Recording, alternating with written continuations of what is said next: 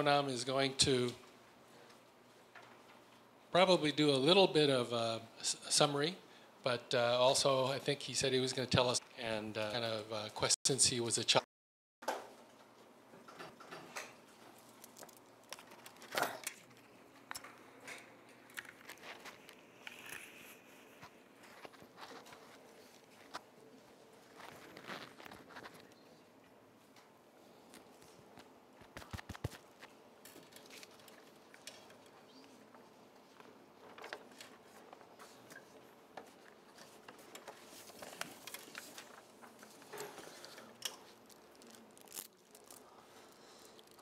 I'll start with Gosandai.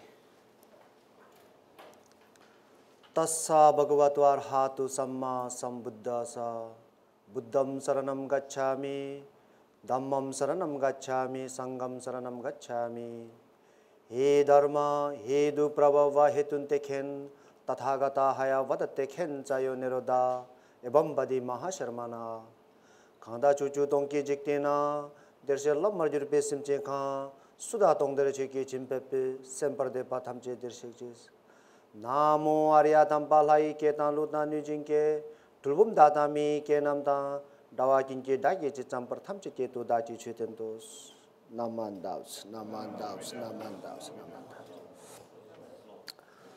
Aloha. Good evening.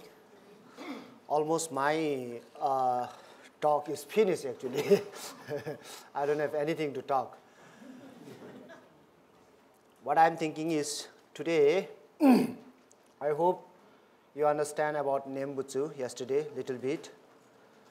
And then you have to listen more and more until it get taste in your mind. You must have to feel. The teaching we have to feel until we feel, unless and until we have to listen and listen. One day you will feel and you will get a very, very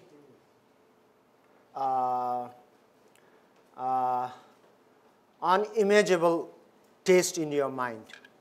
So today what I'm going to talk is, yesterday there was a question, is there Buddhism in India or not? Yes, once upon a time there was a very, very widespread or say very largest Buddhist sects are there in India, but then in between there was lots of enemy from Hindus and then Islams, Muslims, they attacked, and then Buddhism in India went missing. How in India the Buddhism was spread? In the Buddha was born in land of Shakyamuni Buddha is Nepal, Lumbini. Buddha was born in Lumbini, but then he was enlightened in India, India's Bodh Gaya. As I told you, Bodh Gaya is a center for Buddhist study. Any Buddhism, any kind of Buddhism, any sects of Buddhism, you can find in Bodh Gaya. Nowadays in India, Buddhism is coming from outside now. It's becoming opposite now. Actually, the Buddhism was started from India, and then it was spread to the southern part of India, Sri Lanka, Burma, Cambodia, Myanmar, Thailand, and many other countries. And in the northern part of India, China, Afghanistan, Pakistan, Tibet, Japan, Korea, Mongolia, and once it reached up to Kyrgyzstan and then up to Russia, Buddhism was spread up to Russia because of Nalanda University. During the period of Buddha, Shakyamuni Buddha, there was accountable followers or say disciples. in that, those disciples, there are many disciples, but at the moment I want to talk about yesterday, I told you, I will tell you one story. The Angulimala, the thumbs garland, Angulimala. Angulimala became a very good disciple of Buddha. He was not Buddhist before. There was a kingdom called, I forgot the kingdom name. What is that? Kosala, a little bit different. Kosala also is there, yeah. Kosala is there. Whatever the kingdom is, I can remember later on, I think. slowly. There was a kingdom, and then that king was also the follower of Buddha. And then in that kingdom, there was a minister, the minister who never burned a child in his place. He never had a child. After a long time back, his wife burned one child. And then in India, in Nepal, or in Tibet, until now, when new child is born, their future will be written by the astrologer, a great astrologer. Till now, it's continuing. Mine was also written, but I don't care that now. My father did that. Everyone's life, what to say, how long it will live or what will happen in the future. Like at the age of 6, you will get a very great sickness, or age of 16, you will get an accident, will be written. So same like that, that minister's son's life story was written. Son either will master or he will king. He will kill many humans. It is very and then what they decided to do is, they think if our son, only the son, become a murderer, then it is not good. We must do something for our son, to save our son. We must show him the true path. And then further thought, signed, or say Pandit, a Hindu Pandit. And then he has a lot of disciples, and he teach Mainism to the many people. He was very famous that time. And then father decided to send his son to become his disciple. At least he should not be the murderer. And then son was, please teach him very good things, teach him dharma. And accept it. When he was like around, the child was around 8 years old. And that child quality, when he runs, he is very strong. He can catch the flying birds.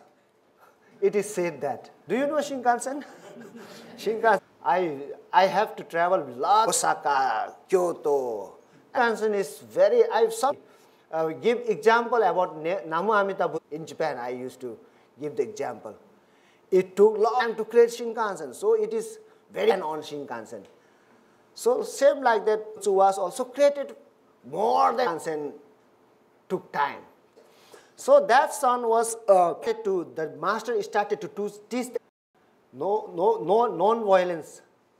Non-violence, is that okay? Yes. Non-violence, non-violence, thank you. Ahimsa means non-violence. So why this father gave this name? And always everyone calls his power is very good than other students, other disciples. And whatever is taught, He catch everything, master. And wife, also of him. He was cute and handsome boy, handsome child. So that Ahimsa became jealous day by day. And disciples try to, try to make misunderstand that Ahimsa. And then master's wife, she also cared about he used to do and do it fast with government minister's son. And little bit doubt in his mind. And he started peeping to Ahimsa sometime. Some doing like this, and saw that the master's wife is caring very much to Ahimsa. And he became doubted. Hey, Ahimsa with my wife? And then slowly, master called him and then gave him lots of tasks. Kept him very busy. But then again the disciples, the minister's son gathered another disciples together and then went to the master. Ahimsa is always with madam, or say your wife. Be careful. He's not doing good job. He goes, because Ahimsa used to help master's wife very much. Whenever master's wife go to the jungle for the firewoods, he goes together. And then he helped master's wife. And then master began to doubt. And then master became angry. He could not do anything. He could not punish to Ahimsa. Ahimsa is very strong. Nobody can fight with him. And master thought of giving him punishment now. And then one day master called him. Come Ahimsa, come to me.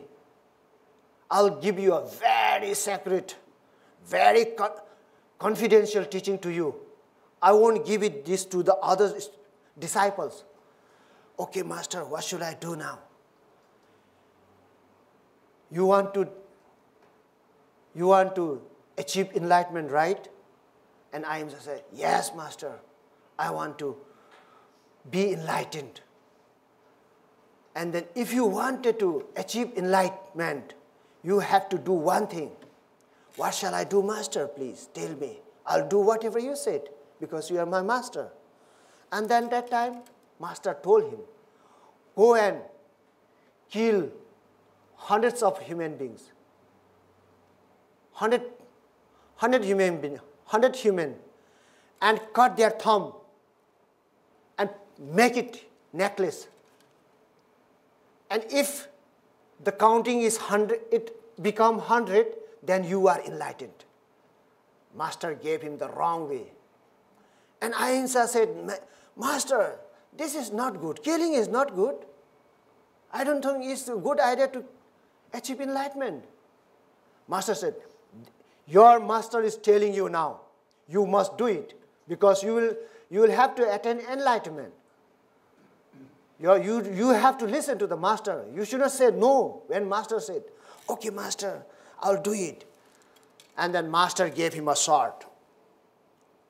And he took that sword and he went to the jungle and thought, still he was confused. Is it the right path? And then that message went to his father's and mother's place also. Ahimsa is with master's wife. He is not doing good.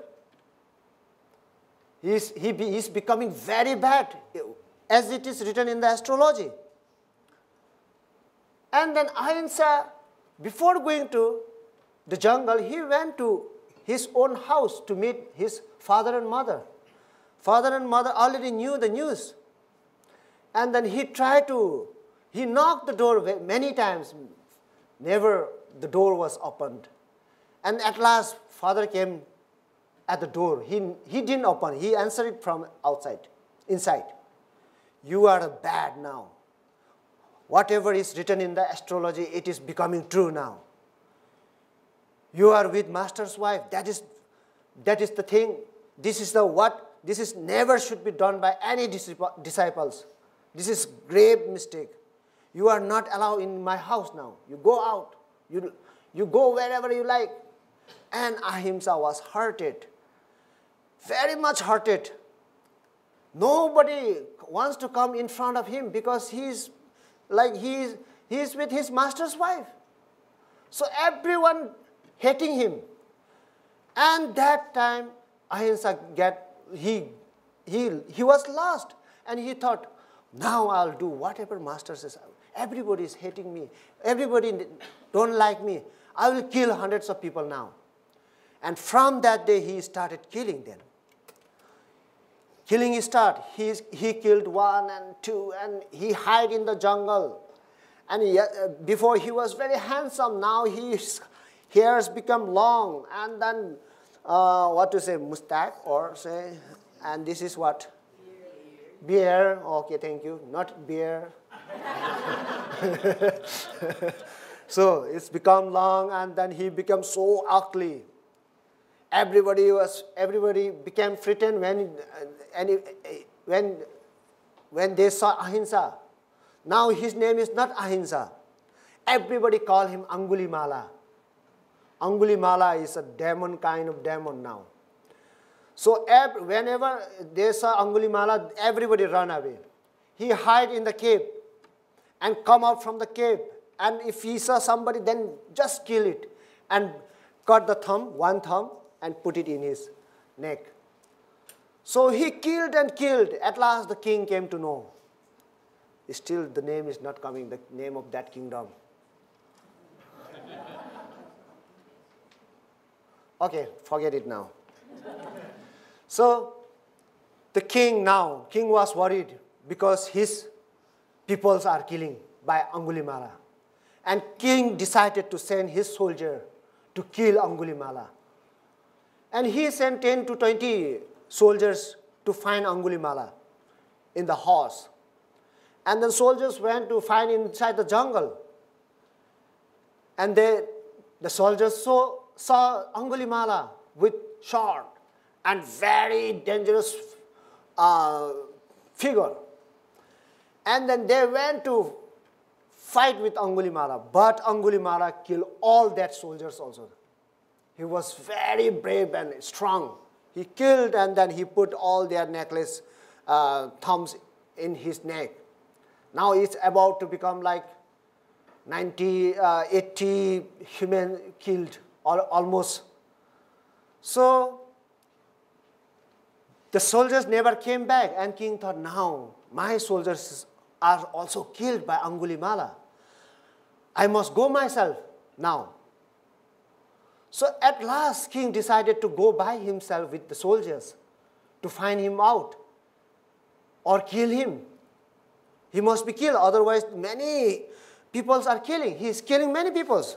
So that king decided to go by himself, and he took large soldiers along with him. While going to kill Angulimala, at the moment about to enter inside the jungle, that moment a very peaceful man with yellow robe, bold, the hair was like curly hair, came very silently, slowly walking on the way, and king stopped. He must be Buddha. And then he just came nearby, and he saw that he was Buddha, and just knelt down. And Buddha asked the king, "Where are you going?"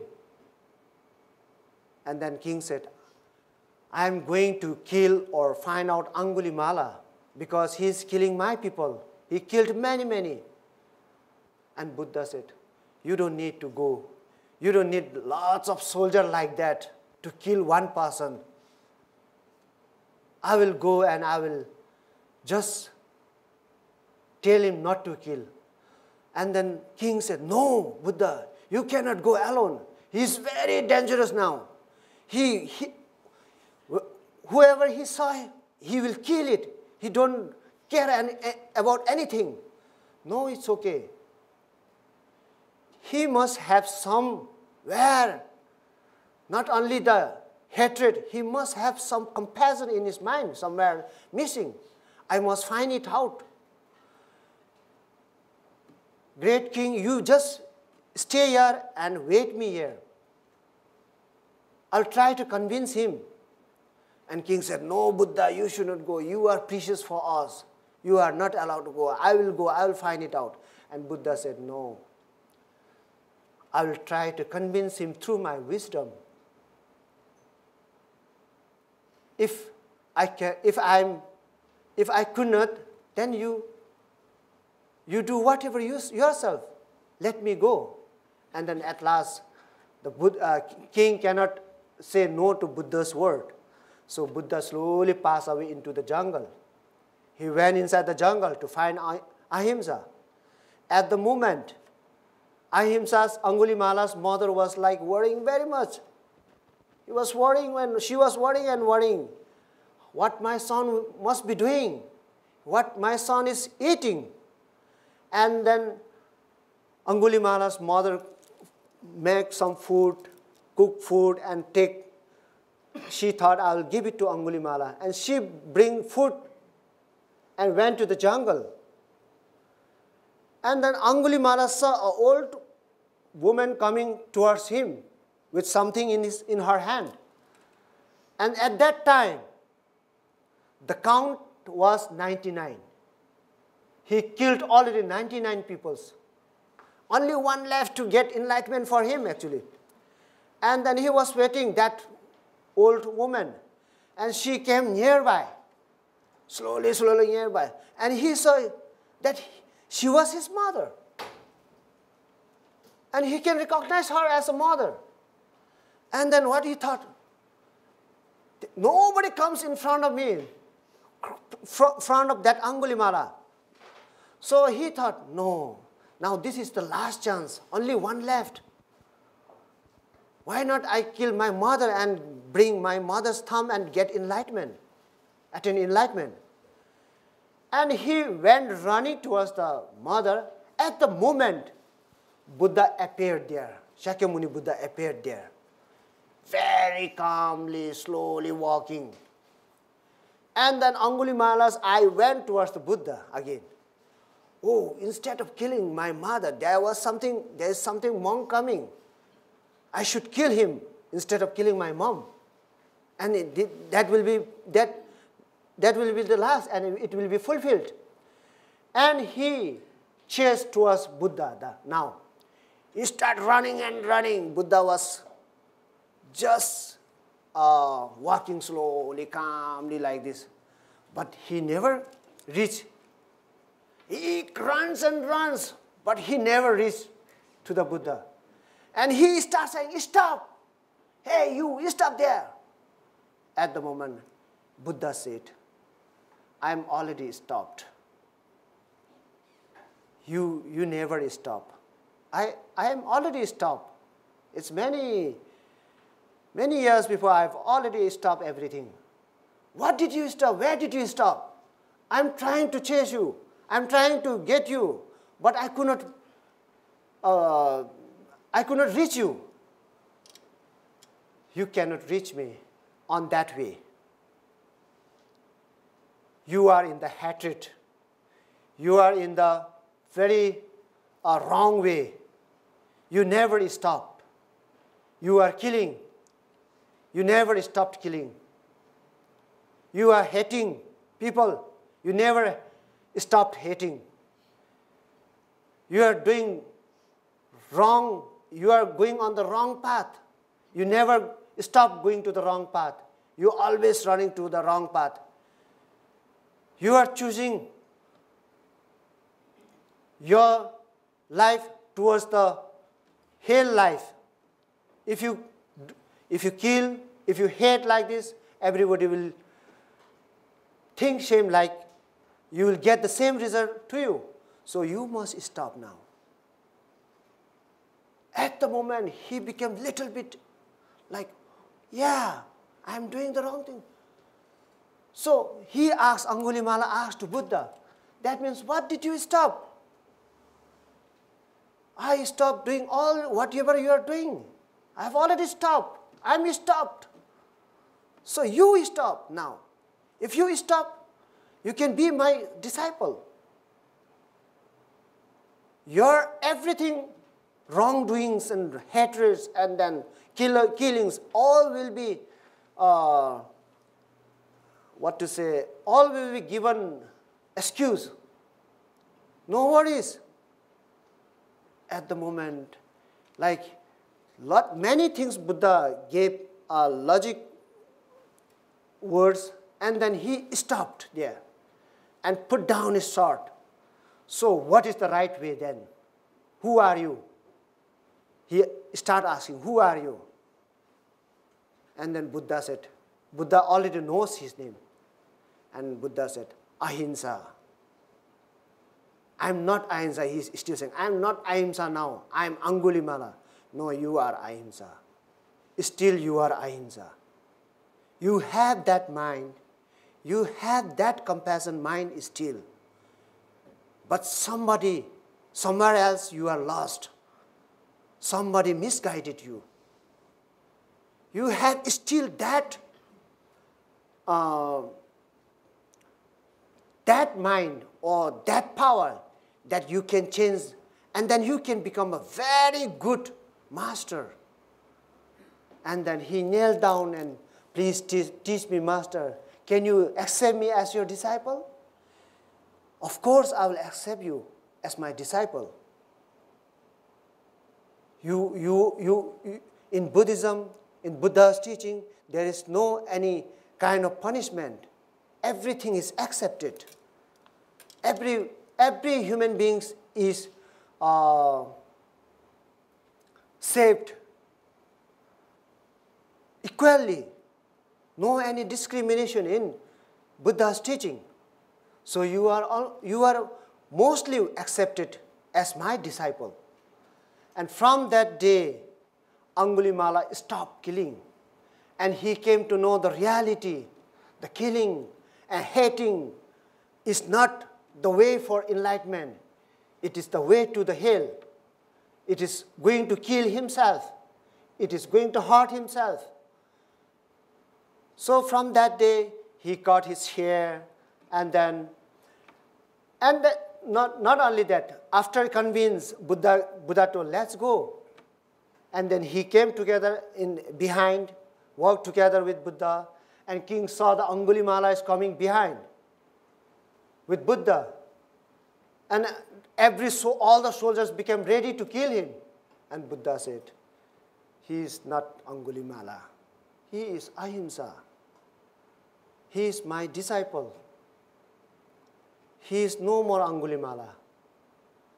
And then when the king saw Angulimala, he was not frightened that time, because his face and his figure, everything cooled now. No any hatred in his face. So king accepted, and then Buddha took Angulimala to his place in Gritakuti, and then became his disciple.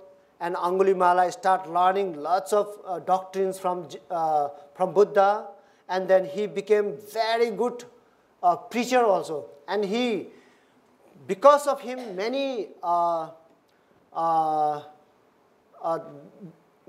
people came to learn Buddhism, because he has that ability. He has got that keen brain. So he turned many people into Buddhism. And one day, the king again wanted to see Angulimala. Is he really changed? And then Buddha went. The king went to see Angulimala at the Buddha's place. And at the moment, when king came there, and where is Angulimala? He asked. And then there is a lot of saying, there is a long story again. It goes back and back and back. And then that king heard his Angulimala's voice praying inside the prayer hall. A very beautiful voice. very touching voice. He can hear that. That voice has another story again. So that's this way. In this way, the Buddha Dharma was spreading. And later on, in India,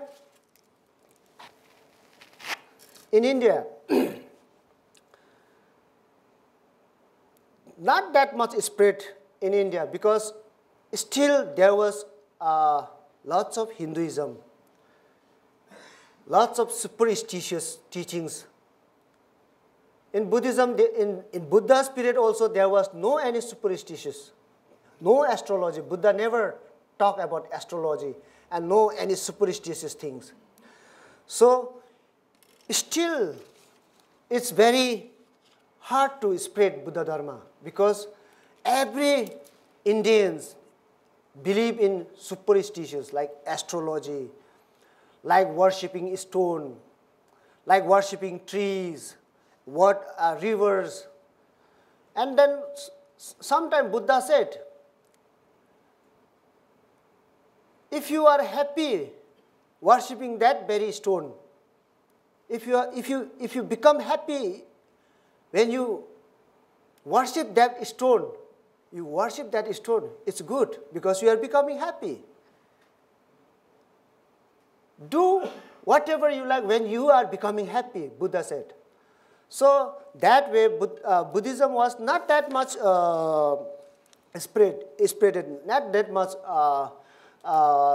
not many Buddha's disciples. At the moment, yesterday I was talking about Ashoka. Here the Ashoka did a great job in India. He was born in the Mayuran dynasty. His father's name was Subodra. The king was Subodra. He was born as his son. Ashoka was born as a second son, not an elder son. He was not actually, he was not going to be king actually. Elder son was going to be king. And slowly became older and older, and his elder brother was chosen as a king. At the moment, Ashoka was very, very like danger. He has a bad thinking only. He never he wanted to be king. He was proudy. And then how can I become king? Because I have my elder brother. He is going to be king. And one day he planned to kill his brother. And he killed his brother. I'll make it very simple. He killed his brother and became the king of Mayura dynasty. And then slowly his kingdom was very small. His kingdom was not that big. He wanted a bigger country. He wanted to make his country big. And then slowly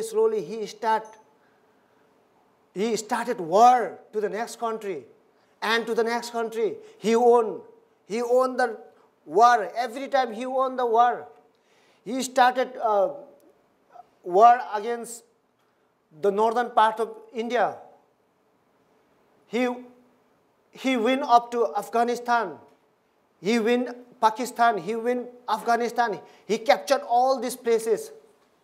And then he started war down to the southern part. He captured all the southern part of the India.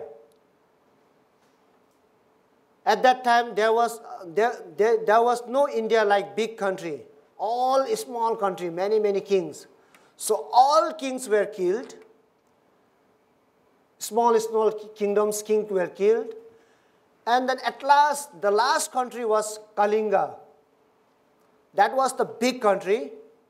It was very difficult to win for Ashoka. And he started war with Kalinga. And then there was a war for the long time. It took more than 1 month to win that, to capture that country. And then after 1 month, he captured that country also. Kalinga's king was not killed, but he was captured and detained. And then he took over the Kalinga also. And then there was no other country around him now to do war. And he became a great king, Ashoka the Great.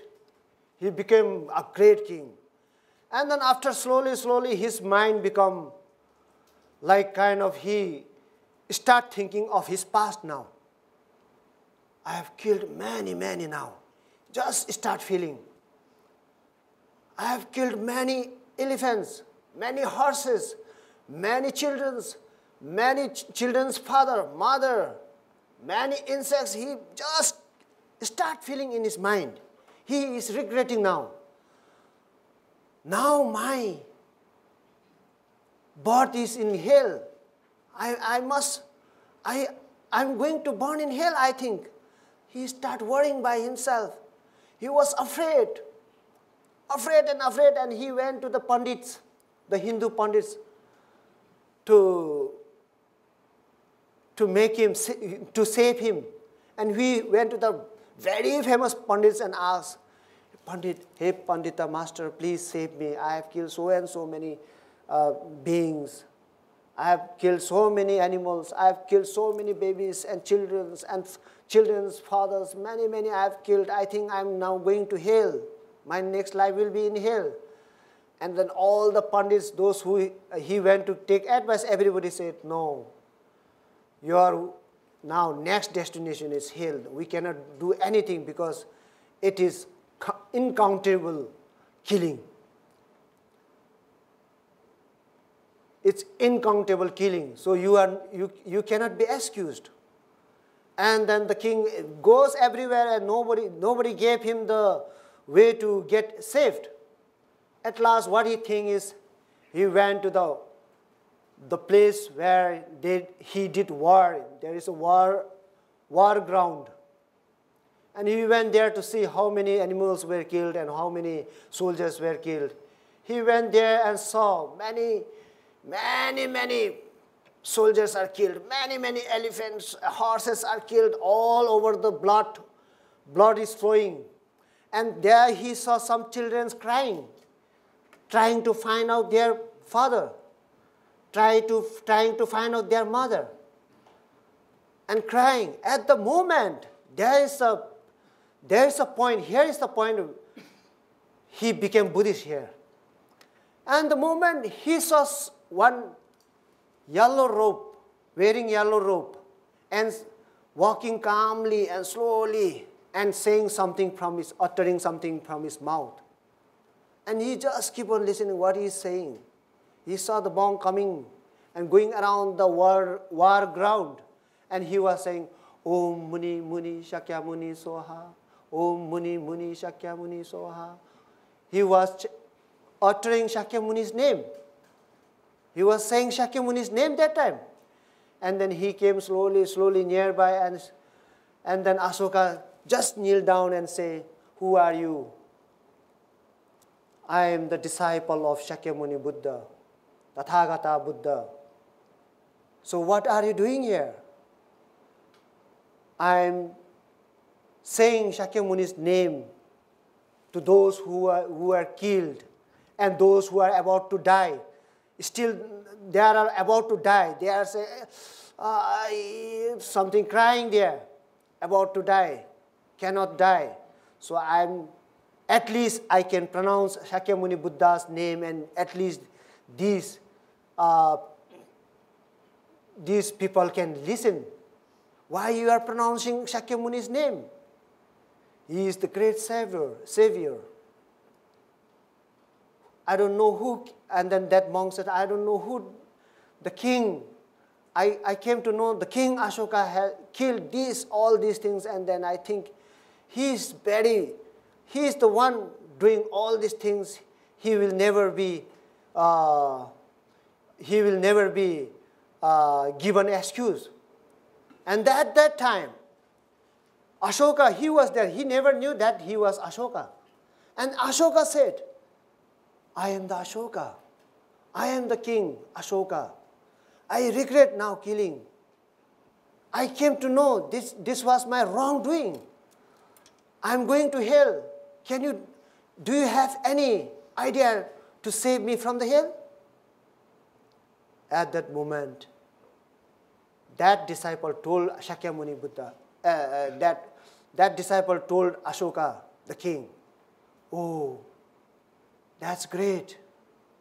My master, Shakyamuni Buddha, told me, if somebody realized his wrongdoing, if somebody regret his wrongdoing, if somebody knows that he has done wrong, if he realizes, he can be excused because he unknowingly through his greediness, hatredness, has done all those things. Now you are awakened. You came to know that you have done all these wrongs. You can be saved if you really feel that you are regretting now. Yes, I am regretting very much. I am in a very big pain. I cannot sleep whole night. I am always worrying about this. It's been long days. I am not sleeping, only worrying. I am afraid of going hell. Can you please save me? Please save me. And the disciple told, come and listen to the teachings of Buddha. You will be saved. And you do good deeds from now onwards. You do good things to your country. Now your country is very big. You be as a king. And then give many facility to your people. And from that day he became Buddhist. And he started listening to the Dharma. And slowly, I told you, the Dharma is the medicine. His mind was like very much worried and sick. His mind was like he's having cancer. He's in the last stage. But then he started listening Dharma. And day by day, his charming came out. His confidence again now growing up. And then he started, this teaching is very good. I must tell my people to listen to this teaching.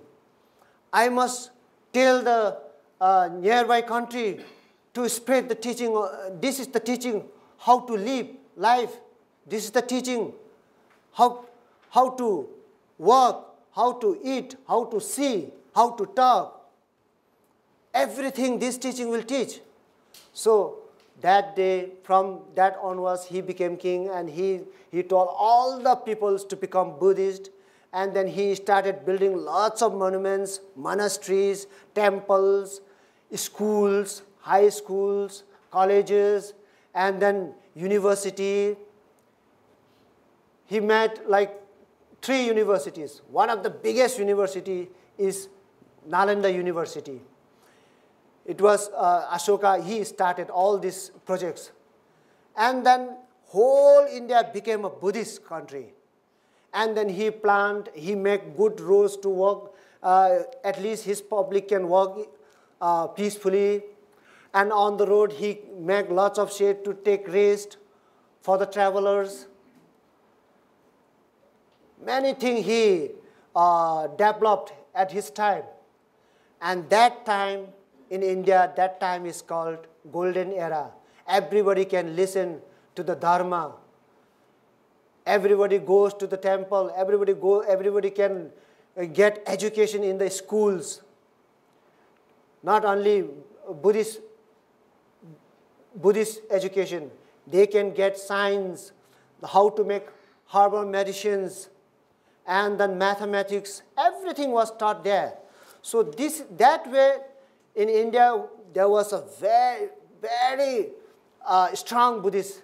It is before like 231 before common era, BC, somewhere at that time. This. So, and then he was married already. I think he married with more than three queens. I think. And he made his son a minister. His son became Bhante. Bhante means bhikkhu. Bhikkhu means monk. His son became monk. His daughter became nun. And then he sent his son to spread Buddhism in Sri Lanka. In Sri Lanka, first Buddhism was introduced by Ashoka's son, Mahinda. His son was Mahinda, named Mahinda. Mahinda went to Sri Lanka. At that time, there was no Buddhism in Sri Lanka. And then he went there and he started the mission, Buddhist mission. And then right now in Sri Lanka is a very strong Buddhist. All Sri Lankans are, like 90% they are Buddhists. And then Ashoka sent his daughter to Burma, you know Burma, as a missionary. She went to Burma and then she introduced Buddhism in Burma. And like that, he met lots of scholars, lots of his people to study Buddhism, and became lots of scholars and sent many countries. So that way Buddhism was spread nearby countries like Myanmar, Thailand, and then Burma, Malaysia, Sri Lanka. But then he never sent any missionary to China, Tibet, and Japan. In Japan or in China, the Chinese came from the Silk Road.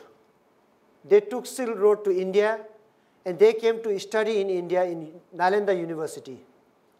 Many Chinese scholars studied in Nalanda University and went back by Silk Road. So Chinese scholars took lots of teaching by themselves only. So it was spread. And then in Tibet, there was no Buddhism in Tibet before. There was a problem in India, attacked by Muslims, attacked by Hindus, and then the kings, the Muslim kings, they start killing the monks, and they start burning the doctrines, the books, everything. They wanted to finish Buddhist in India. They attacked like that. And then at last, the Muslims, they attacked Nalanda University and burn in the fire Nalanda University. And it was burning for 1 month. And that period, many Indian scholars ran away from India with the books, doctrines, Buddha's teachings in the bag. They run away to the north side in Tibet. They hide inside the Tibet. So that way, the Buddhism went to Tibet. Many scholars run away to Tibet. So from that period in Tibet, the Buddhism was introduced. So just now I will stop here, and next I will talk about my spiritual journey. Thank you so much. Any questions?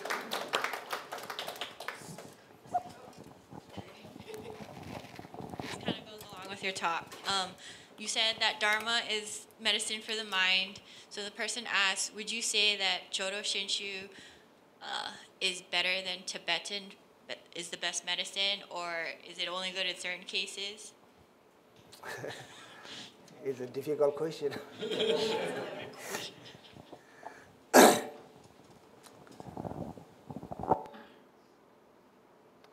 Teaching is all shame. If you listen to the teaching, either it is Tibetan Buddhism or Chinese, or there is a misunderstanding in Buddhism. What we are misunderstanding in Buddhism is we are trying to make a Buddha's a precious teaching. We are missing precious teaching. We are becoming cultural Buddhist. We are making it culture. We use it for culture. We are not like listening the Dharma. We are not focusing on the teaching. I've seen in India, in Nepal, even in Japan, used for the culture, funerals, marriage, like lots of culture, and then everybody thinks this is Buddhist.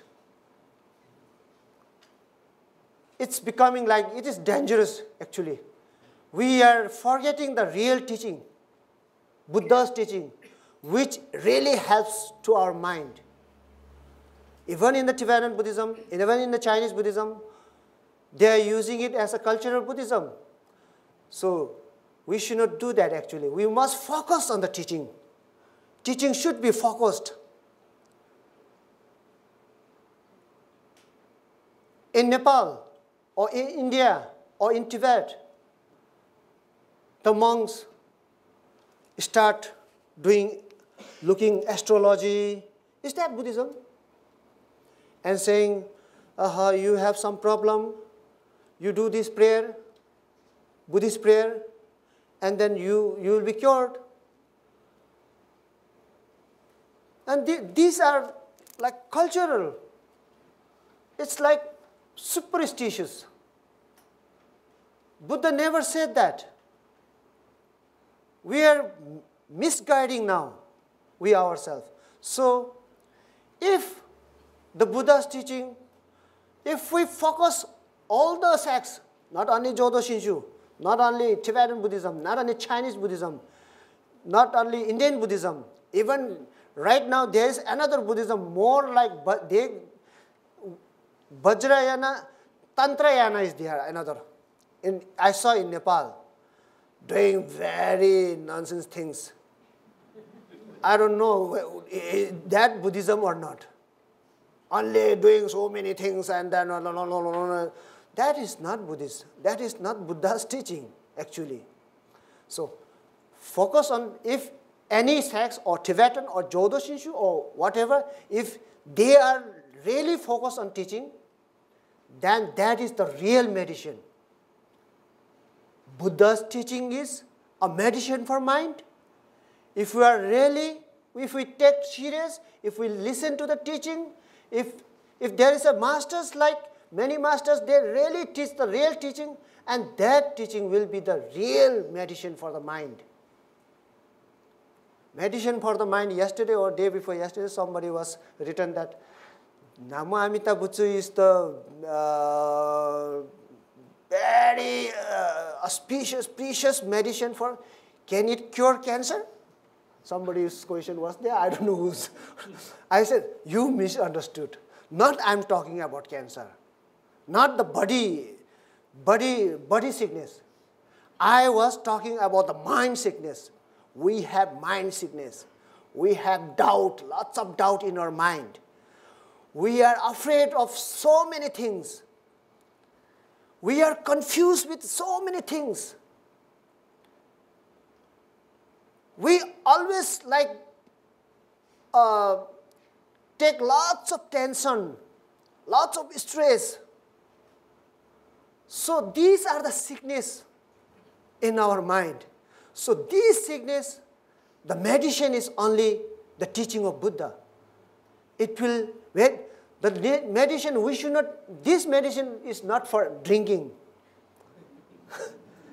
This medicine is going from here to here. From here, and then feel in the mind, and then it will work blindly in the mind. And when it works, then your confidence level will be 200 or 400% up, confident. Your mind will be very strong. You will be afraid of nothing. You won't be afraid with ghost, nothing.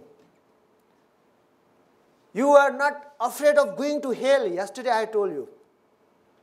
Once you realize the name Namo Amita Butsu, once you know the power of Namo Amita Butsu. So, like that, the teaching should not be misguided. Now, in Hawaii, I'm very happy. Everyone is coming to listen Dharma. Last prayer is 5 minutes. We do 5 minutes prayer and then focusing on Dharma. That is very good. I feel unhappy in my country. Always they goes and ask something to Buddha. Please, I have tomorrow exam. I have test. Please pass me out. Pass me out. And some people goes to the temple and some like asking, I earn many money but never left in my hand. It always goes out. Please keep my money in my hand. What is this? Is that Buddhism? So I feel unhappy like this. We have to do ourselves. We ask Buddha and then we don't, in tomorrow's exam, I don't write anything. Just give it blank paper, Buddha will come and write? No. Buddha is not going to write. You are going to fail. So you have to do yourself. That's why Buddhism, either Jodo Shinshu or Tibetan Buddhism, if you go in the right path, if you do according to what Buddha said, then that is a true meditation. Until and unless till now, I saw Jodo Shinshu is not doing any superstitious thing. That is the very good thing of Jodo Shinshu. Never talk about astrology. Never asking anything to Buddha. Do you ask anything to Buddha? If you are sick, do you ask Buddha to cure me? That is in Nepal, is in Tibet, is in India. So I am against of this. I always tell you have to write yourself. Sometimes they come to my temple. Sensei, please pray for me. Tomorrow I'm going to get visa for Japan. If I pray, you will get visa? I said, bring your passport here. I will pray and I will put visa here. Don't go to embassy. There are many. For visa, they will come to me. And sometimes when the baby was born, and come to me and Sensei, please pray for my baby for a long life. And then I just laugh. Give proper food and take care of your baby. And then if you don't take care of your baby, if you don't give proper food, if I pray, then you will blame me. If your baby will die, then you will blame me. But you do yourself. You give care properly. Give him good hygienic foods. And then your baby will be long life. Otherwise, don't ask me to pray. So it's like this. Buddhism is becoming like this. Superstitious, cultural, funeral, something happening like this. Not focusing on teaching. But then, among the sects, Jodo Shinshu is focused on teaching. That's very good thing, Jodo Shinshu. So thank you so much. I'll take a break here. Question. So how do you decide who to listen to or what to read? Because Ahimsa listened to the wrong teacher and the wrong lesson and became Angulimala. How do you decide what source to listen to or to read? I think Kevin Kunioki Sensei won't bring a wrong teacher, I think, here.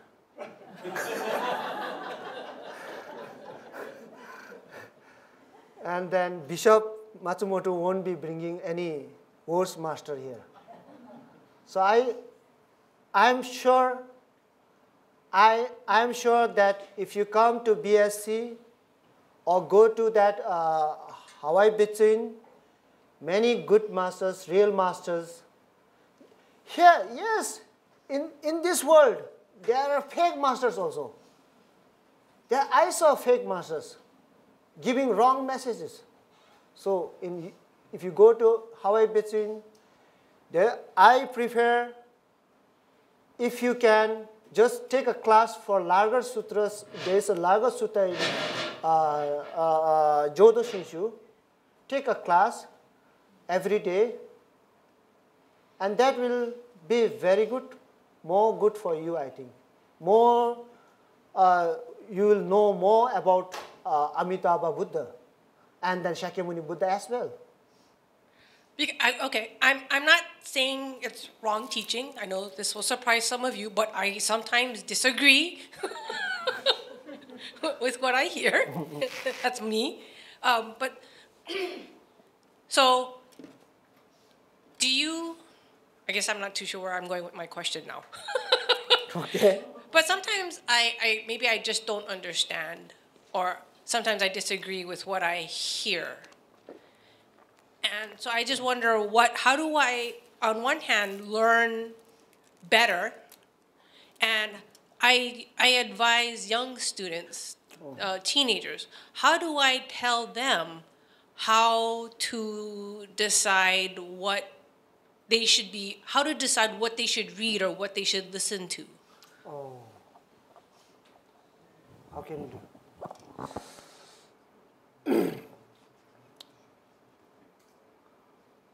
I think it's difficult. Even my experience, when I listen to the teacher, master, even I don't understand sometimes. And then same thing, I'm going to listen again. We have to, the Dharma, once you listen, you will never understand Dharma. The same thing, again we have to listen. Then you will come to know little bit another thing. You will start feeling.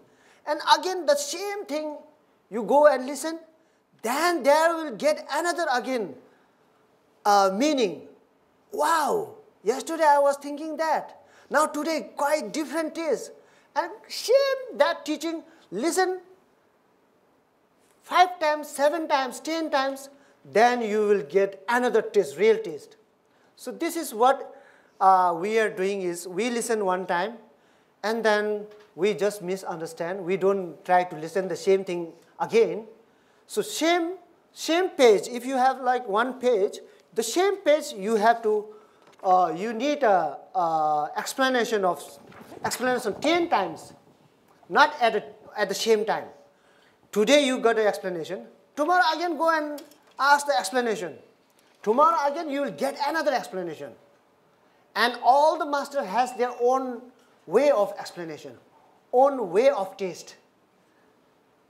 If I feel like some master may explain you other way because that is his taste. And other master might give you other way, another way. That is his taste. So get together all the taste and make your taste. That will be more better. So that is, I think, listen the same teaching many times. On Monday, you talked about when you came down from the mountain after 3 years, 3 months, and you gained the respect of the people. It was like a rite of passage. Now, whatever you said was good for them. So they kind of came to you for whatever solution, advice to give to them. It's kind of reminded me of a Catholic priest going to give forgiveness to whatever sins people committed in the Christian Catholic world. Is that a practice of Thai Buddhism that people believe it that way? Is that a cultural practice, not really the teaching that you mentioned? And that's what troubled you because you felt bad about being that interface, telling people something that you yourself didn't believe in, that this person went to the Pure Land or whatever. That I'm just trying to, that's a very subtle difference and very difficult to explain to people, I think. I don't know if I explained that correctly. I don't know. Is that question? Yeah. No, so the question is that how do you make that distinction? You know, you just made the distinction about we have to listen to the teaching many different ways, look at it from a different perspective, come up with our own perspective. And yet, tradition, different sects, they all have their own ideas, and those teachings are taught like this is it, this is the law, you have to believe it this way. And that's the strength of Jodo Shinshu, I think, the strength of Jodo Shinshu. And yet we, because we have that doubt, we don't have the confidence in embracing it that way. It's hard to have other people believe what you believe in, I guess is the question. So how do we approach that? Because today when we talked, you said that you have a lot of young people who are interested in learning about Buddhism because they are open. Yes, now I understand a little bit.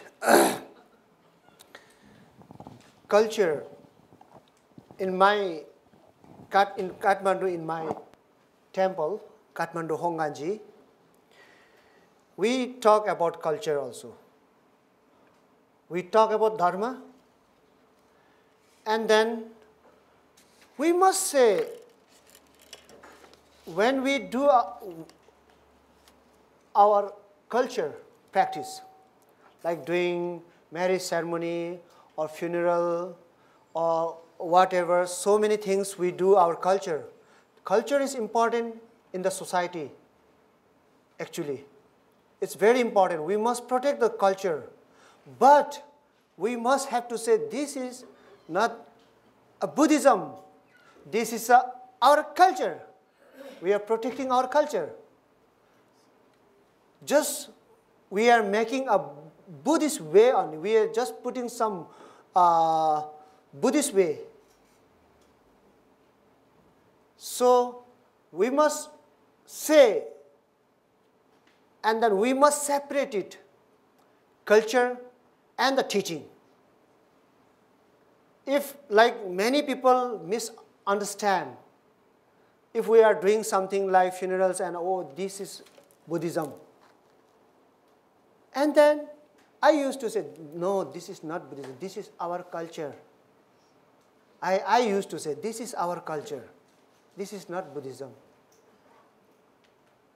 So this is what a misunderstanding. And then here, there are lots of Buddhist culture in Tibetan Buddhism also, in Indian Buddhism also.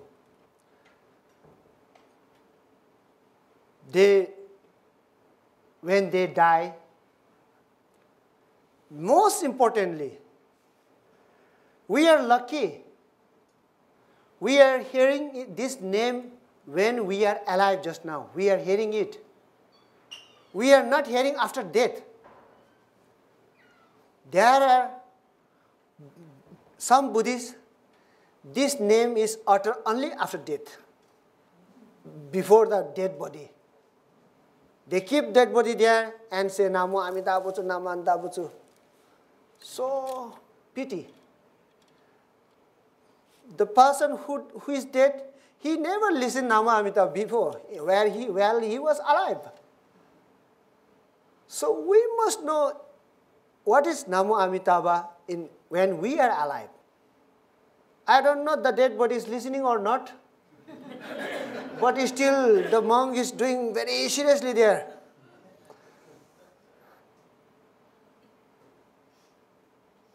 So this is what culture differs, I think.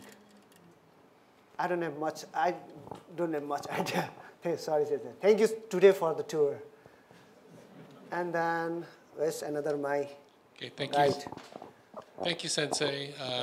We'll take a break now we'll take about half an hour, or like 8:15 we'll reconvene. And so please enjoy and relax.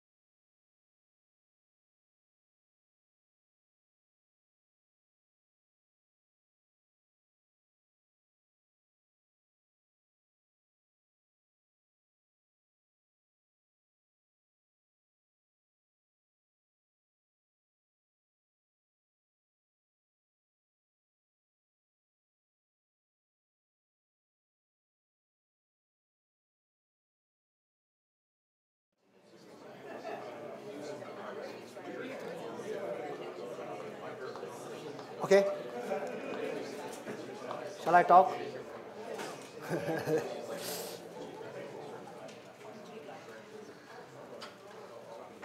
Now I'll come to the subject, spiritual journey.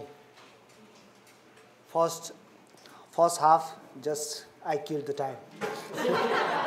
Because this is very short subject. I'll finish in no time. That's why I just went somewhere else. Yes, I started my spiritual journey, or I did not start it, or I don't know, because my parents forcefully sent to monastery. And then the first day I told you, but today also I will talk briefly now. At the age of 3, I got Takudo. And then, I don't know, I can't remember I became monk or not. But slowly when I grew up, I came to know myself that I was monk. Because my parents, my brothers, my sisters treat me differently. When I kill like small insects, my mother, my brothers used to scold me, "Don't kill you. You are monk." Oh, I am monk? I don't know. I know the prayers. Because I have to listen from early in the morning, from 3 o'clock. I chant prayer. I can chant prayer for in my head. I have prayer for 3 days here. Many prayers in Tibetan Buddhism. Jodo Shinshu is very lucky. We have longest prayer is like 30 minutes. Very lucky. In Tibetan Buddhism, very long prayer. It lasts 3 days. You know, if members in Tibetan Buddhism, if member wants to do prayer in any service in their house, it will take 1 day. That is the shortest one. Short. 1 day from morning to evening. Finish around 8 o'clock evening. Prayer. All day doing prayer. Morning breakfast, day lunch, and evening dinner. After dinner, we come back. Not we, only one will come with 7 monks. Don't call me for service. I'll come with 7 ministers. That is the small team. 7 is the smallest team. We'll go with 7 monks, and then we do prayer. That is the shortest prayer is for 1 day. Sometime it will take 1 week. Yeah, in member's house, 1 week there is prayer. We have to sleep there. We have to eat there, everything. The member has to manage for the monks. Monks get up at 3 o'clock. And then when they wake up, you have to offer black tea when they wake up. And they drink and they start doing prayer. And there will be a break at 6 o'clock morning. And that time, porridge should be ready, warm porridge. And then monks will eat porridge to warm up their body. They become hard then because it's cold area. So, this kind of practice is there. I think, I said just before, these are that culture. Actually not Buddhism. We are doing Buddhist prayer, but it's a culture. Tibetan culture or Sikkimese culture or Bhutanese culture. These are the cultures. So just we follow that. So I was monk, and then slowly I grew up, 10, 11, just like to live the monk's life, just wanted to be go to a normal life and play with the children and do whatever like. I feel like that, but I don't have chance to do that, all things. I was studying, practicing. Like I haven't enjoyed a lot during my teenage. But it's after teenage also, when I was 16, of mid-teen, I went to the retreat, hide inside. My mid-teen was inside the room, inside the wall. No, I can't see nothing. Mid-teen, I cannot enjoy. I didn't get chance to enjoy. And the age of like 20, I finished my retreat. And when I came back, the big person now. Everybody respect. No chance to talk directly with anybody. I don't have chance to enjoy and sit together and laugh and talk whatever, the nonsense talk. I don't have chance to talk the nonsense. No chances to talk, listen to the jokes. So, because of my rank, even my father was master, he was a scholar. I finished that retreat 3 years, 3 months, 3 years, 3 years, 3 months, 3 weeks, and 3 days. That retreat makes me higher than my father. When I go, my father will stand. I said, don't stand up. No, it doesn't mean that I'm your father. It is because of your knowledge I'm standing. Because of your rank, I have to stand. Your rank is now more than me. I sit up there, my father down there. I was forced to sit. I don't want to sit because I feel pity on my father. So, but in Tibetan Buddhism, once we are in that rank, we have to sit. So I was respected. And then I told you the first day story about I was stressed. When I got that rank, anybody becomes sick, they comes to me. And they told me to, Guru means sensei. Guru, please try to cure it through your power.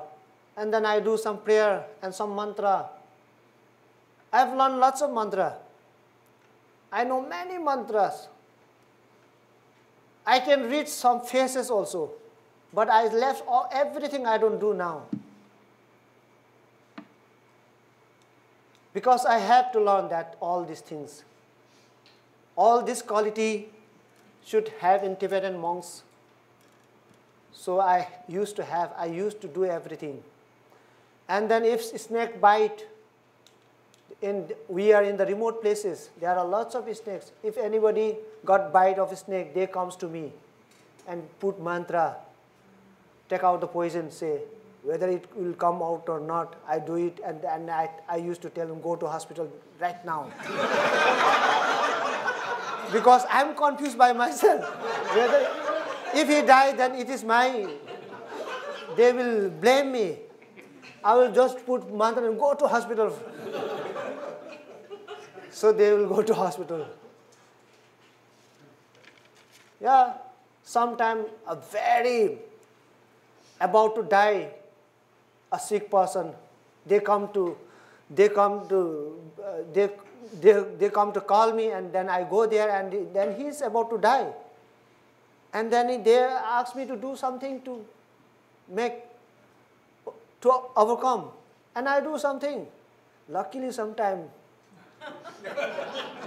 they come back, they gain their health. When they gain their health, I was lucky. And that family gave me many things, rice, bag of rice, many potatoes, and then in the envelope there is some money. They will come with that. And I feel like that is not I don't think I did it. That is his own, I think. He cured by himself maybe. His luck, his time is not over. That's why he is cured. I feel like that. So these are the things disturbing me in Buddhism. I wanted to be a real Buddhist master. I don't wanted to do such nonsense things, doing all these things. Somebody dies, whoever dies, they comes to me, and then I go there. Then I have to send that dead person to the Pure Land. It's not that easy. I go and just keep on, start visualizing. I try to find out that dead body's mind somewhere else in the sky. I just fly away in my visualization. I visualize like that. Fly to the sky, and where that mind is roaming, I catch and bring back to that body and keep it there. I am not, now my full concentration is in the body and mind. And I'm doing my prayer. Yeah, prayer is very interesting. If you listen also, your mind will be so calm and cool. Kind of like this.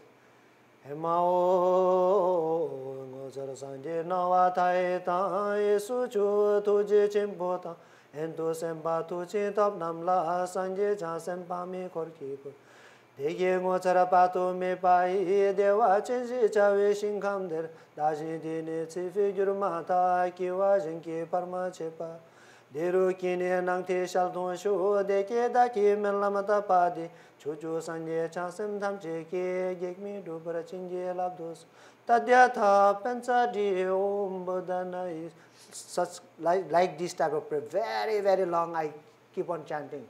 And at last I send it to Pure Land. There is Amitabha Buddha waiting. I already visualized Amitabha Buddha there. I put his mind into the Amitabha Buddha's, chest. There is one letter I have to remember again. There is a letter Namo. Namo is there. And then that Namo will take his mind. And then, gone now. I send it. That all I have to visualize. And then after finish, all the family members are waiting for me what I will say. Okay, now don't worry. Your father is now in the Pure Land with Amitabha Buddha. So no need to worry. That I have to say. Then I take my offering and go back to home. And on the way, I'm thinking,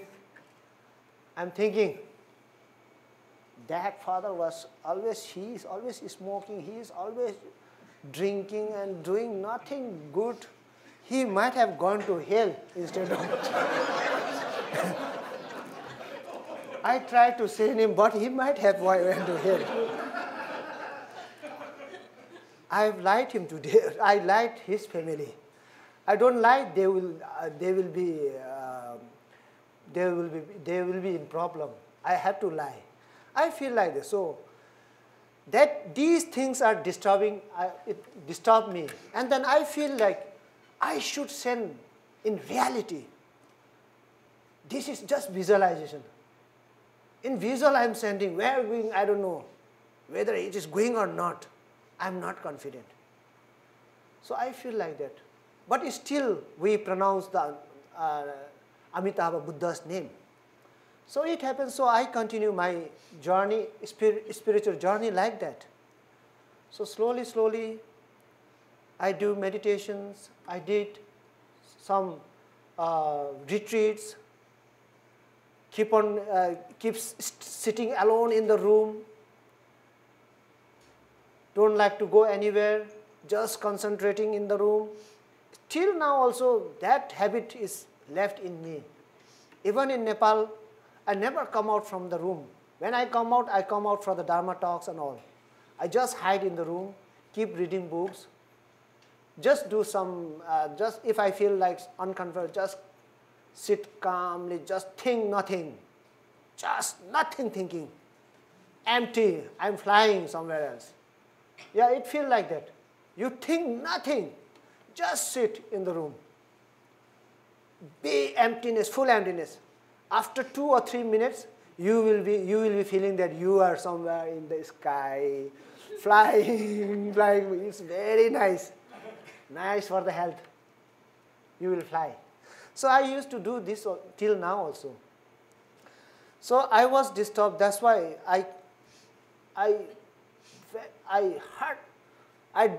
did my best and best to understand Buddhism. That's why everywhere only Buddhism, nothing. So, at the age of around 25, I met this Mr. Mukaibo in Buddha Gaya while I was doing meditation and retreat. And I got a chance to talk.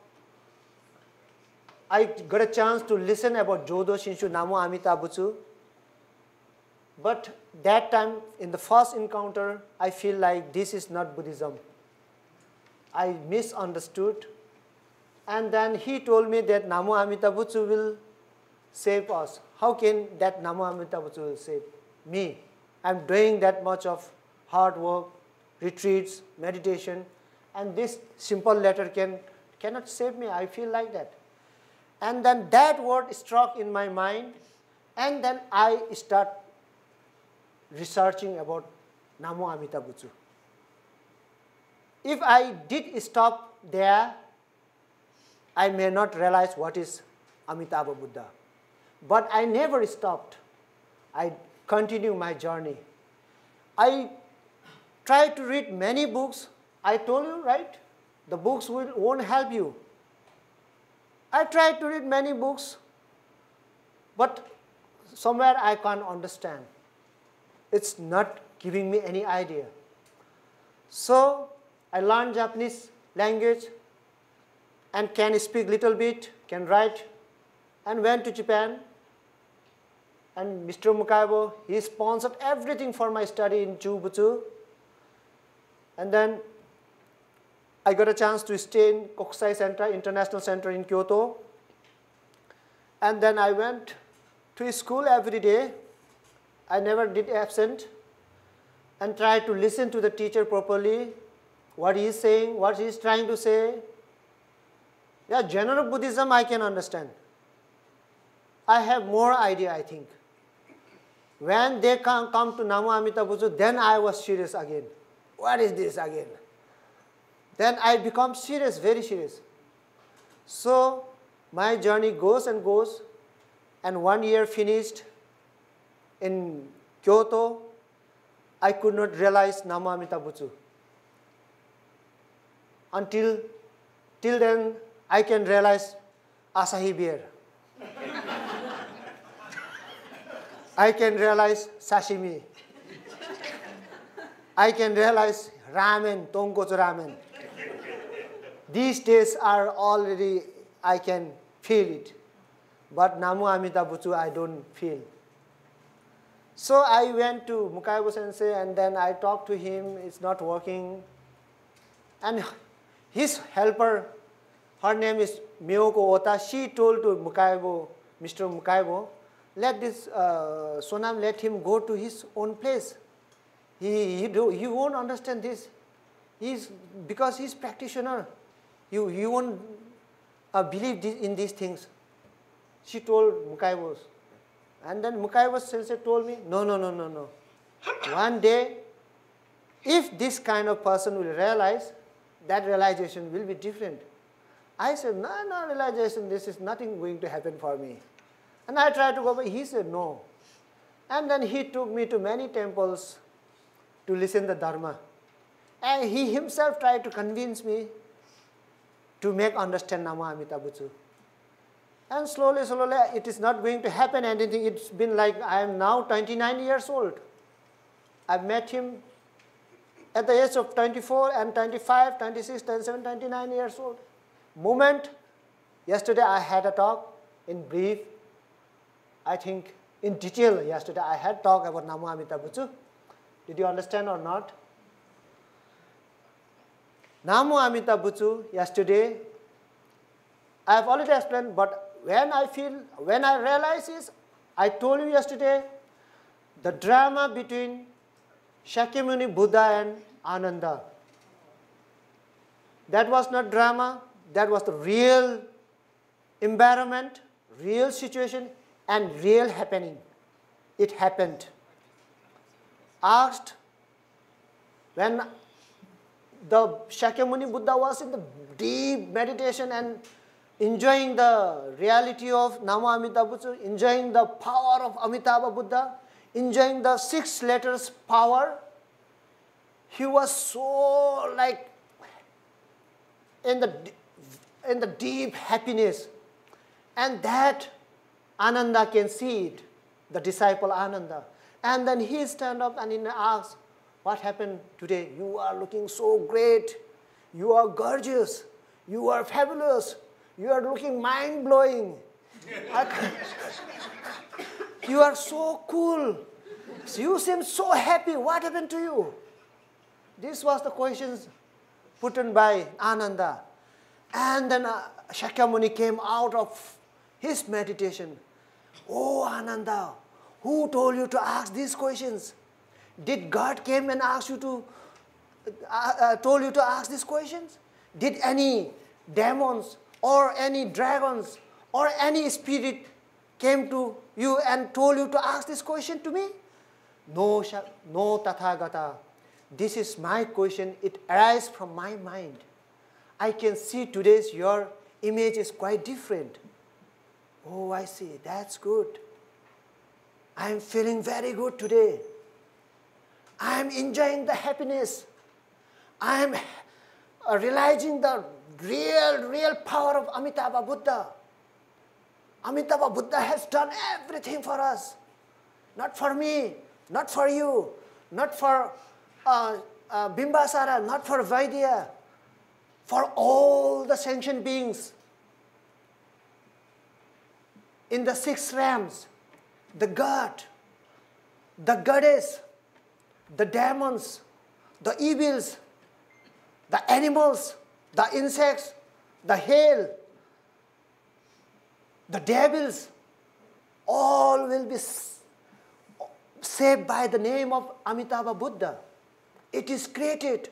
It was taken time, long, and then he starts explaining of Namo Amita Butsu. What is Namo Amita Butsu? And then at last Shakyamuni Buddha just spontaneously he came out from his mouth. Everything is Namo Amita Buddha, Namo Amitabha, Namo Amitabha. Just pronounce this. And this is not an ordinary name. It has got a supreme power, a 48 vow power, a saving power. And then Dharmakara's hard-working power. Everything is inside there. He put all his effort in the name, in the 6 letters. So this 6 letter is not ordinary name. It is a powerful name. The power which is beyond the imagination, beyond our explanation. Nobody can explain. This has got a superpower, a supreme, a measurable power. The world will finish, but this power will not finish. It is created for, it took eons and eons, billions and billions, trillions and trillions years, which we cannot calculate the time, how long it took. So Hojo Bosatsu, the Dharmakara, he did this. He started that. He finished the job and he achieved that power. He created that power for us. For us. So I feel that power then. I feel that power when wow, there is power. Why I'm trying to get power? I don't need now power. There is another power which is beyond the imagination, beyond the explanation. Nobody can think. That power is already there. A precious, very precious. So that I feel that when I used to be a Tibetan monk, I used to chant Amitabha Buddha's name in front of dead body. Oh, yes, that has gone already to Pure Land. Now I am sure. That time I was not sure. I became sure then. Yes, I did not lie to that people. I did not lie to that families. This has a power. That was not my power. I thought because of my power I sent it to Pure Land. But there was a power. I already recited the name Namo Amitabha Buddha in front of his body. He is listening that name. He is gone to Pure Land. So it's different. Amitabha Buddha is the supreme Buddha of the Buddha. No Buddha did a hard effort like Amitabha Buddha. Many Buddha came. They came and became Buddha for themselves. They gave teachings. But Amitabha Buddha never wanted to be himself only Buddha. He wanted to be Buddha to save all the beings, those who are foolish, those who are mentally disturbed, those who don't know anything, ignorant or intelligent, a good person or foolish person, or elephant or insect, whatever. Everybody without discrimination, once heard and then saved already. Even we don't know. Even all the beings don't know. We are already saved. Just live your life in this world. Live in fullest, in positive way. Be positive, do positive, think positive, eat positive, everything positive. Enjoy positively until here. And then while living, don't regret. Go back happily. Okay, bye-bye, world. That's very important. If you regret while living this world, then that is so unhappy. That is regretful. You should not regret at the last moment of this world. At the last, when the last moment comes in this world, you have to be full of mindfulness, full of wisdom, and then happily you live this world. And that is Pure Land. If you regret, if you are afraid, if you are scared of dying, oh no, then that is hell. That moment is hell. So hell, Pure Land, everything here. After, finish. Emptiness, finish. Zero. So we have to know the importance of our precious life. We have to know ourselves. Who am I? I am, now I will tell you one thing. My name was Namo Amitabha. My name was Namo Amitabha actually. And I go back and the same name Namo Amitabha now. I told you the rivers, many rivers are there in Hawaii. Got many names. They have their different names. It flows and mixed with Pacific. Where is that name now? All names are Pacific.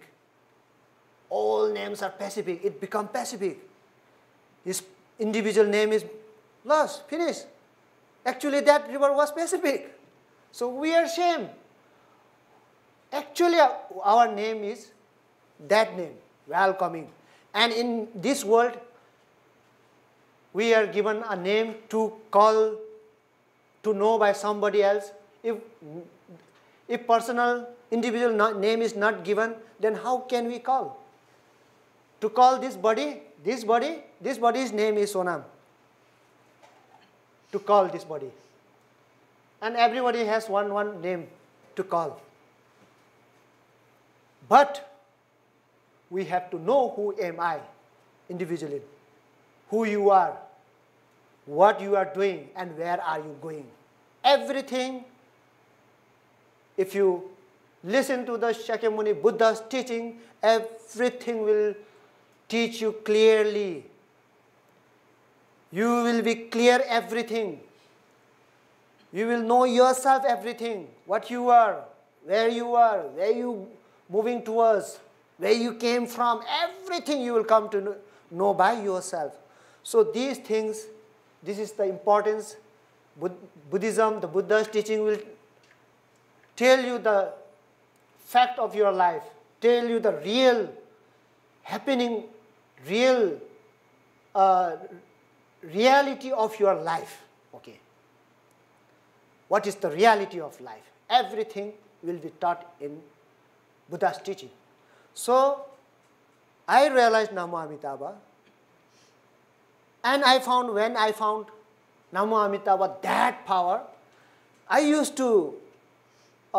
was taught that it's a gratefulness, be grateful. I was taught that only. That's why I was not willing to, I was not understanding what is grateful, what is greatness. I feel like that. But there is power. Nobody told me. There is a 48 bhav power, everything inside there. Amita's very, very hard working. All the hard working is hidden inside there. There is a power, super power, and duper power. Image beyond the imagination. That power is there. And that power can save. If there is no power, how can it save? So grateful is, when you feel the power, the grateful is natural. You will feel grateful, naturally grateful. Spontaneous grateful. It will come naturally, everything. So, Nembutsu, when you hear, it's simple, but it is very difficult to understand. It is very difficult, but it is very easy again. When you feel easy now, when you don't feel very difficult, confusion, don't be confused. There is power, everybody will shift. That is what I said. I am telling the truth because Mukaibo told me the truth. And Mukaibo was told truth by his master. And his master was told truth by Shinran Shonin. Shinran Shonin never lie. If Shinran Shonin is lying, then Honen Shonin is lying. If Honen Shonin is lying, then Shakyamuni Buddha is lying here. Shakyamuni Buddha will never lie. If he lies, he will save that dead child. He will bring alive for 3-4 days. He will just show magic. He never did that. Death is death. He gave the reality. He taught the reality. This is impermanent. He will never lie.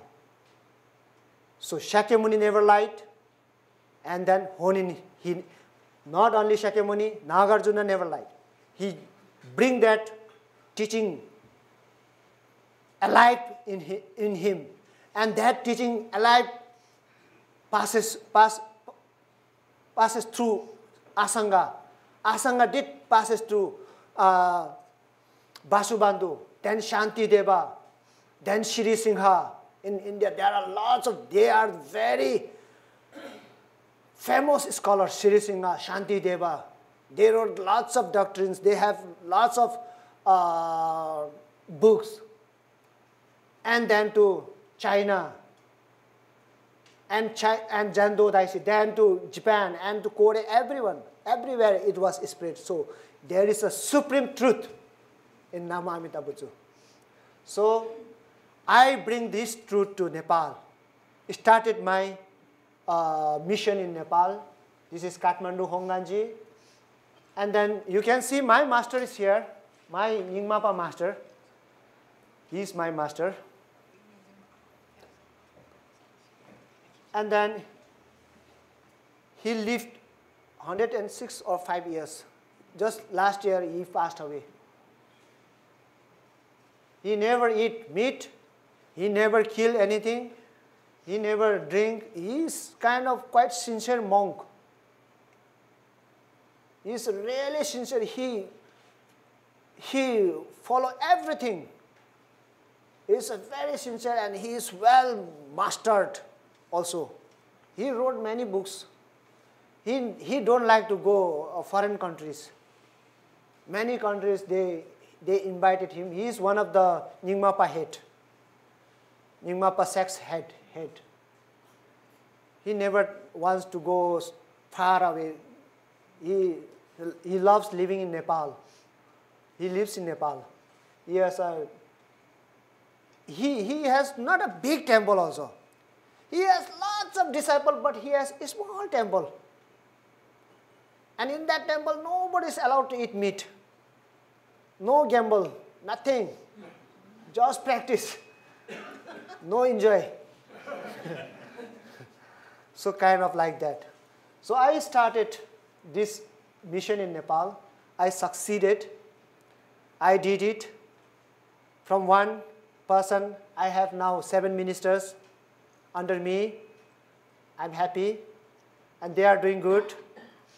Their speech also not bad. I can listen. Sometimes I go and listen what they are talking. They talk emotionally. And then they talk their feelings only. So, and then we have members like more than 500. I think maybe 600. I cannot say 600. More than 500 we have members. So we do lots of activity.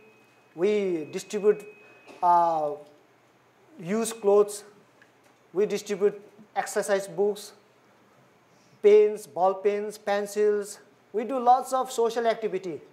So through social activity, we go outside to the remote places, villages, markets, cities, everywhere. Sometimes blood donation. Our target is to pass our Dharma message together with social work. So when they listen Dharma, then they want to listen more. Same like Asahi beer. Once you drink, taste, again you like to taste. Before it like a cow's urine, I want to taste again. Let's see. Oh, not now. Little bit okay. The Dharma is same. First time listen. No, it's boring, yeah. Something. Anyway, let's go. Next time we'll listen. Maybe not boring. Maybe interesting one. He might talk interesting. And next time they will come. Because first time was boring. And second time, oh, little bit interesting, yeah. But too long talk. It's boring. Again they will say. And they will go back. And next week, if I say there is a talk, and then again same person will come. He is saying boring, but he's still coming. And slowly, his interest goes up. Means I can drink now 1 full glass of beer. Not only 1 mouth. Now he can more interest.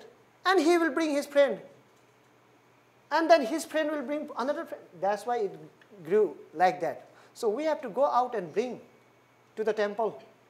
If you sit in the temple, if you don't go out, and only this much only every time, not growing. Go outside and bring somebody else, and they will listen. One time, listen, then next time he wants to listen, or she wants to listen. So like that we succeeded in Nepal, and now I am thinking, this is not enough, this is only temple.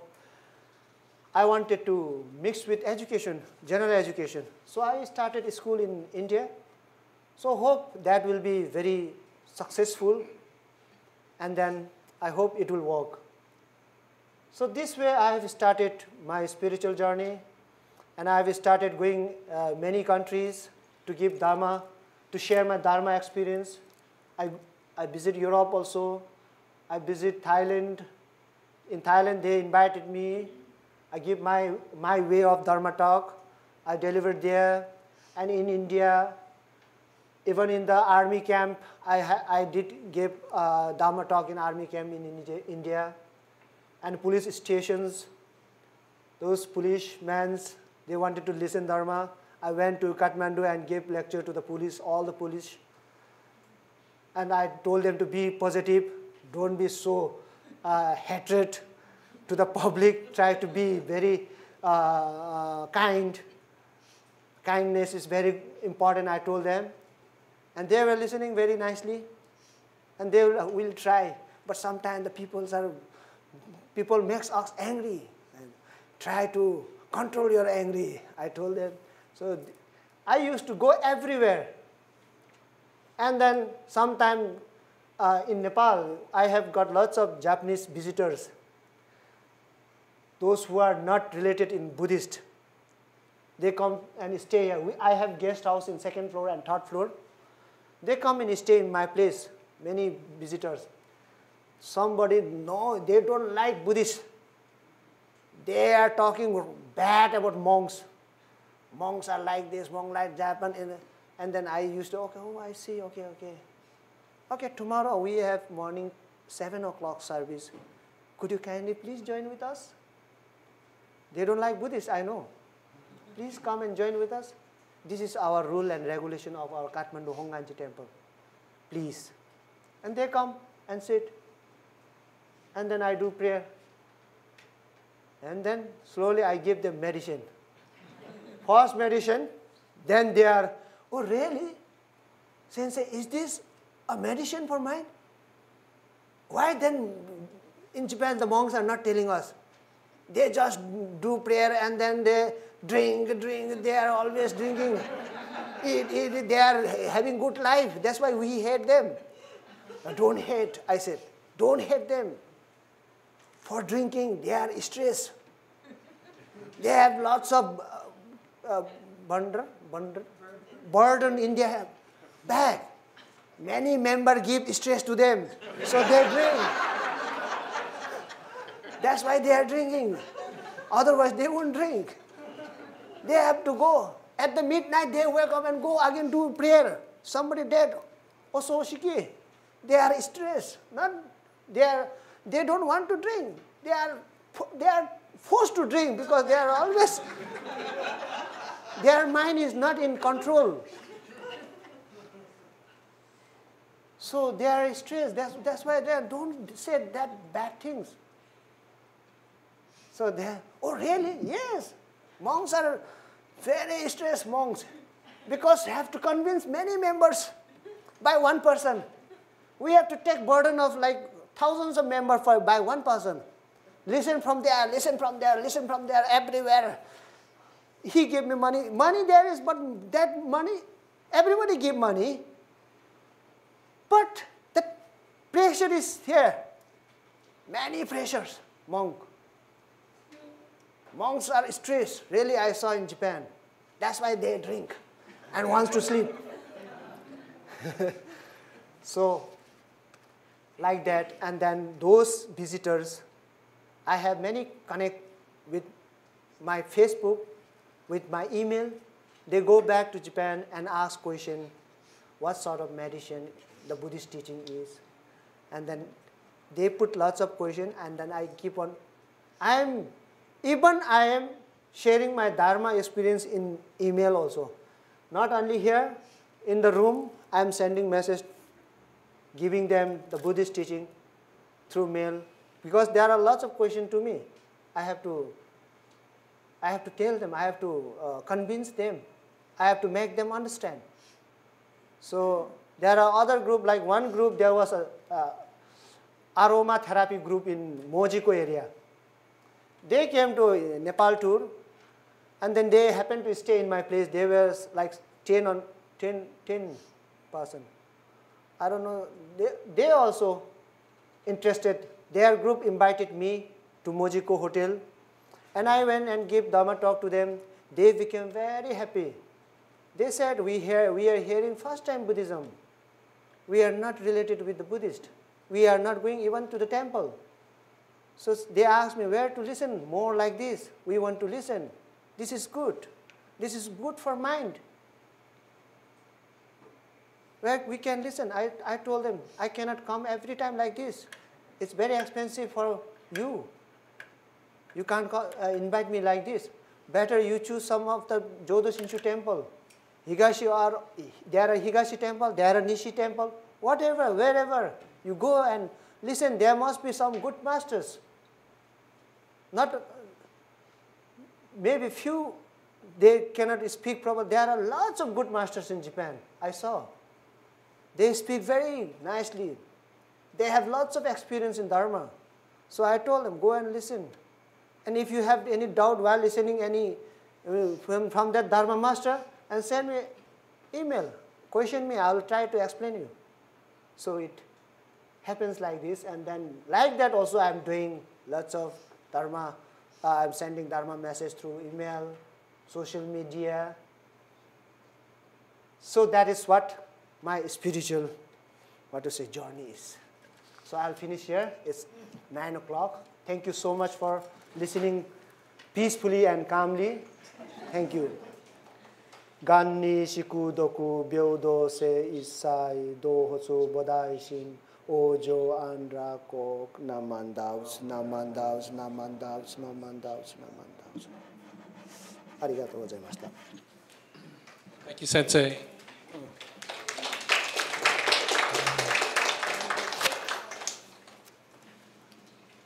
And so for our final night, tomorrow night, you'll have an opportunity to ask more questions, of course, but Sensei will talk about what happened after the earthquake a couple of years ago and the types of things that his temple did to help their community.